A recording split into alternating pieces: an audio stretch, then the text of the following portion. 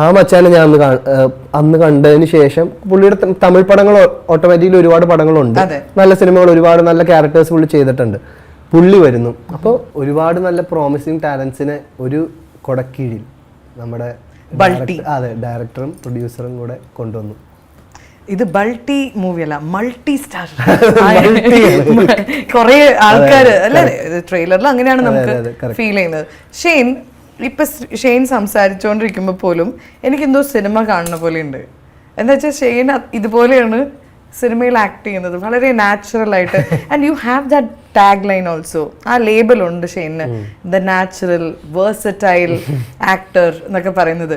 ശരിക്കും ഇപ്പം ഒരു കമേഴ്ഷ്യൽ മൂവിയൊക്കെ ചെയ്ത് തുടങ്ങുന്ന ഈ ഒരു സ്റ്റേജിൽ ഷെയ്ൻ അതൊരു പ്രഷറായിട്ട് തോന്നുന്നുണ്ടോ? ബിക്കോസ് ഒരു കമേഴ്ഷ്യൽ മൂവിയിൽ റിയലിസ്റ്റിക് അല്ലാത്ത കുറച്ച് കാര്യങ്ങളൊക്കെ ചിലപ്പോൾ ചെയ്യേണ്ടി വരും.